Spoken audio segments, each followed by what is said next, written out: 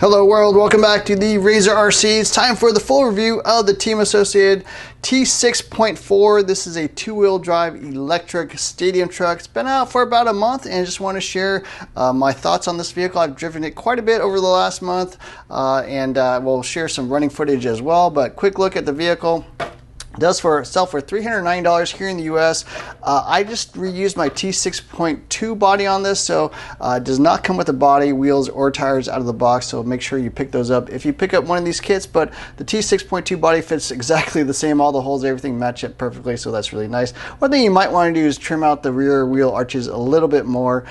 They can actually hit the turnbuckles at full compression, but you know, not a big deal. Just make sure you trim it properly. And here's my actual vehicle. I will have links in the description below where you can pick one of these up, as well as the electronics I'm running. So I've got a 1267 SG servo from Savox, a Sanwa RX41 receiver there, Hobbywing XR10 stock spec ESC, Genzace Redline 6000 mAh battery, Witz Racing 13.5 turn spec motor there, as well as a fan, and it is rolling all on Witz ceramic bearings, which does help quite a bit. We do have a 20% off coupon code if you want to pick up any Witz products. I do recommend that. It's fairly inexpensive actually to get a full set of ceramic bearings. I'm also running the titanium I don't know what we call this, the through bolt for the slipper, and that's pretty much it, I think, in terms of option parts, as well as a steel front bulkhead here underneath. So I am running actually pretty low kick up. I think I'm at 20 degrees. So this was designed for a carpet racetrack. You know, out of the box, I think it's more of a dirt setup. Still working on the setup a bit. Don't have it driving exactly how I would like, but I think it's starting to get pretty close. So I do have a build video on this as well, if you want to find out how the build went. For the most part, pretty easy, pretty simple, pretty fast. A couple things I had to like sort of modify a little bit just to ream some stuff out to get it to fit a little bit better. But other than that, yeah, very easy vehicle to build actually. So if you've never built an RC car, I think this is actually one of the easier ones out there. In terms of the way it actually drives, it's great. I did have a T6.2, so pretty familiar with the line of stadium trucks. I also had a Schumacher Storm as well, so that's another two-wheel drive stadium truck. This thing carries a ton of corner speed. I think the biggest changes they made were to the chassis and then the front end with the new bell cranks, basically to allow it, I think, to drive a little bit better on high traction surfaces, a little bit more weight forward type design. Definitely can scoot the battery up a little bit more. Servo, everything's up a little bit more. Also has the adjustable bell cranks for different you know, heights for those low ride heights, especially in the rear. You got obviously the adjustable diff, the adjustable rear hubs. They also did widen the rear track a little bit, so I think it's a little bit more balanced front to rear the way it actually rolls. With the wider pivots, the back end seems a little bit more in sync with the front end, in my opinion. Also, I think they adjusted the kingpin, so basically all the standard B6.3, B6.4 type adjustments to the front end and the chassis.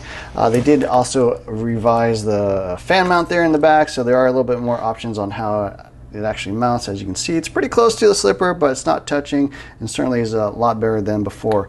ESC tray is a little bit different. Does come with an aluminum ESC tray. They do make a steel one as well. They do also have option parts to put weights underneath the servo. I'll probably mess around with that a little bit just to see if that helps the handling a little bit better. Do have a little bit of traction wheel the way it's set up, but that's obviously tunable. So yeah, the truck drives great.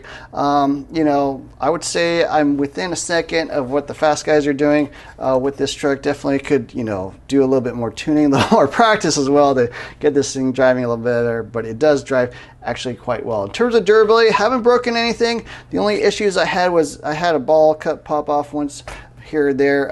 I think with stadium trucks with the really long arms, the really long turnbuckles, really huge tires, that does tend to happen a little bit more than, say, buggies. So something just to keep an eye on. But nothing broke. You know, everything has held up quite well, even through some pretty nasty crashes. So yeah, overall, I think the vehicle is great.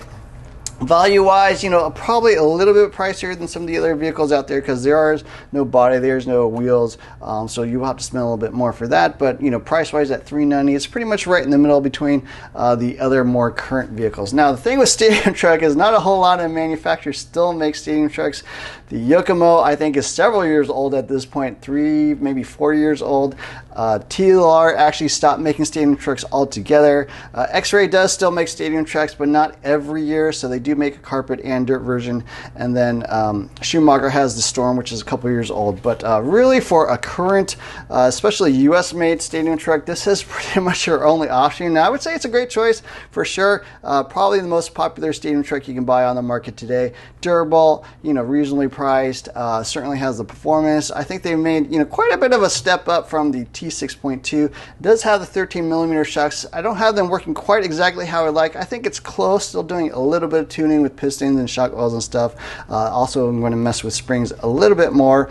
But the one thing I would say about the 13mm shocks, it does seem a little bit more top heavy than the T6.2. Certainly, they are bigger bore shocks, a little bit more fluid. I don't know if it's just mental, but stadium trucks definitely are much more top heavy because they got the heavy body up top. So I don't think you notice as much as, say, a buggy, but yeah, that is one thing that is obviously a little bit different. So yeah, those are my thoughts on the T6.4. Hope you enjoyed this video. Don't forget to hit the like, share, subscribe buttons. Look for more videos soon. Thanks for watching.